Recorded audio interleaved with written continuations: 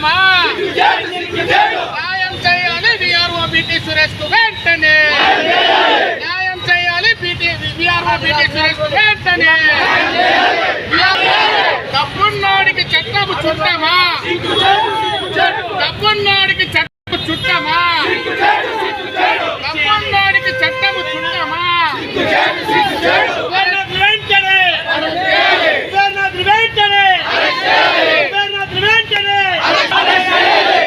సురేష్ పై దాడి చేసిన పత్తిన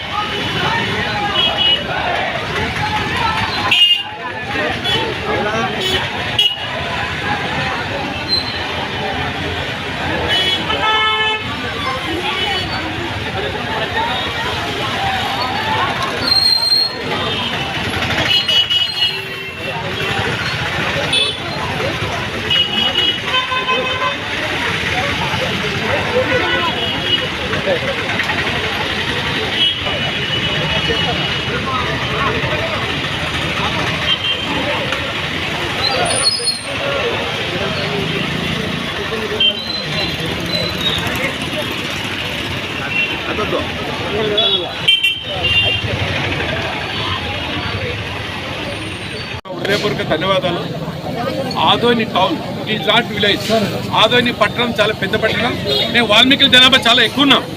ఇంత పెద్ద పట్టణంలో ఇంత జనాభా ఉంది, ఇంత ఎడ్యుకేషన్ ఉంది, ఇంత రాజకీయ చైతన్యం ఉండి, ఎమ్మెల్సీలో వాళ్ళంతా ఉండి, ఇంత రాజకీయ చైతన్యం ఉండి, ఎక్కడో మారుమూల పల్లెలాగా, ఎక్కడో పాతకాలంలో అనాదిలాగా ఒక వ్యక్తికి డబ్బులు బాగుంటే కోర్టువో డబ్బులు బాగుంటే పెట్టి అడుగు, కానీ ఉదయం నుంచి రాత్రి వరకు తీసుకుపోయి మానసిక హింసించి చెప్పుతో కొట్టి వాల్మీకులని దూషించి అటెంప్ట్ మర్డర్ కేసు చేస్తే పోలీస్ స్టేషన్లో కంప్లైంట్ పరిగిస్తే పోలీసులు ఇచ్చుకొచ్చాను. ఆ పోలీస్ కంప్లైంట్ ఇవ్వలేకుంటే నువ్వు ఏమి హింస చేసేవాడు.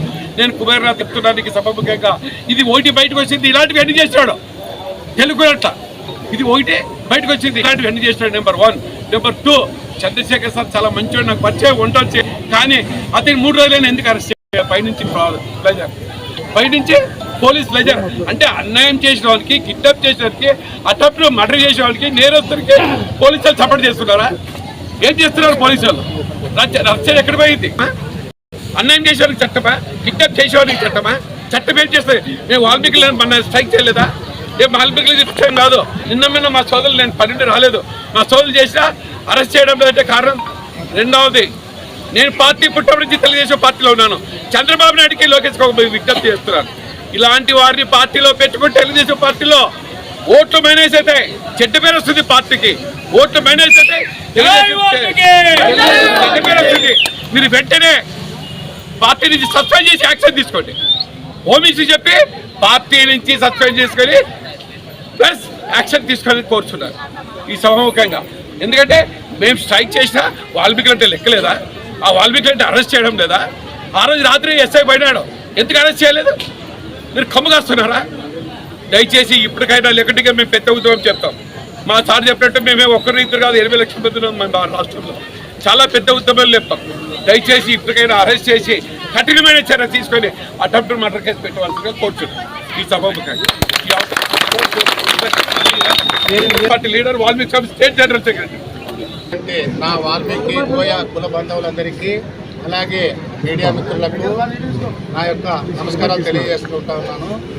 ఈరోజు ఒక పారిశ్రామికవేత్త, ఆదనిలో బత్తిని కుబేర్నాథ్ అనేటువంటి వ్యక్తి, ఒక మా సామాజిక వర్గం చెందినటువంటి ఒక ఉద్యోగి విఆర్ఓను బీటీ సురేష్ను ఆదివారం ఉదయం 8 గంటలకు తీసుకెళ్ళి రాత్రి 8 గంటల వరకు కూర్చోబెట్టి ఆయన్ని నానా రకాలు హింసించి ఆయన్ని చెప్పుతో కూడా కొట్టడం జరిగిందని చెప్పి తిరిగా మరుసటి రోజు సోమవారం నాడు బీటీ సురేష్ గారు మీడియా ముఖంగా తెలియజేయడం జరిగింది.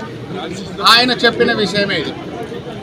ఆ రోజు మా కుల బాంధవులందరూ కూడా మేము మాట్లాడుకొని మన కులం అతనికి ఇది జరిగితే ఇది అన్యాయం అని చెప్పి మేము సామరస్యంగానే పోలీస్ స్టేషన్కి వెళ్ళి దీనికి సంబంధించిన చట్టపరమైన చర్యలు తీసుకోవాలని చెప్పి సిఎస్ఆర్ని కోరడం జరిగినది. అలాగేనండి సిఎస్ఆర్ గారు అలాగేనండి మీరు సురేష్ గారు వచ్చి ఏదైతే వివరణ ఇస్తాడో దానికి సంబంధించిన చట్టానికి ఎవరు కూడా తప్పించుకోలేరని చెప్పి ఆల్రెడీ ఒక ఎఫ్ఐఆర్ ఆయన భార్య ఇచ్చింది, ఎఫ్ఐఆర్ మేము కట్టాము.